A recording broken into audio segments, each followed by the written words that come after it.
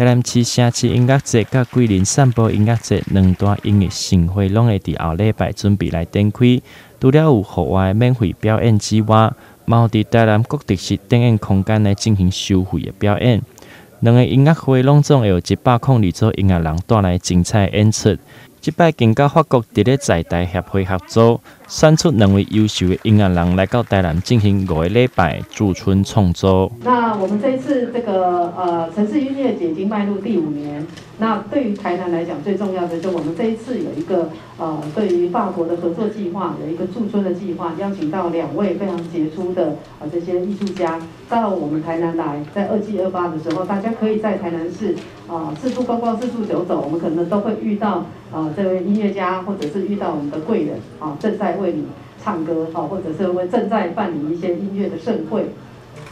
那台南大概也有历史悠久了，当然跟法国的巴黎来比，还有一段距离，就我们的年龄层还是有一段距离哈。但是我们到2024年是台南的400年，所以我们也很希望，不管是在历史上的、文化上的，甚至是现在在尝试的音乐上的，都能够让台南更向国际化，然后更跟国际有很多的合作，让台南的这个能见度越来越高。台南市城市音乐节甲桂林散步音乐节两大音乐盛会，拢会准备伫后礼拜来展开。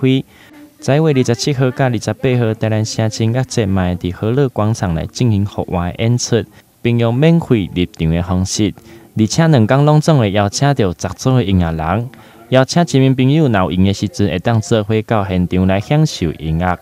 那城市音乐节呢，其实在去年受到大家的一个喜爱我们一直以来都是把多元的一个艺术文化，包含我们的一些内涵融合在里面。大家也晓得台南是一个富有文化涵养的一个城市所以我们透过这些多元特色的内容来吸引的观光客，不断的再访、重访、回游这样的一个做法。所以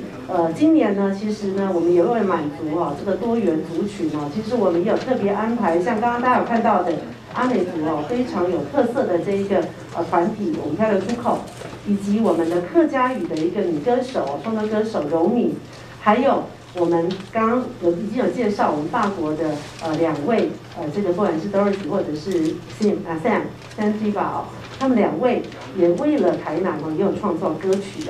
那另外呢，其实还有金曲级的包含说王若琳，还有我们的施文彬施文彬是唱台语的一个歌手多元的一个内容，是希望说能够满足到不一样的一个这样的一个民众的一个想象10月25号到28号的桂林散步音乐节，分别伫咧台南7个特色场馆来演出。特别伫26号到28号伫大南门城甲南方影展来合作，互大家当看免费的电影，嘛会当享受音乐的演出。台南新闻刘品言采访报道。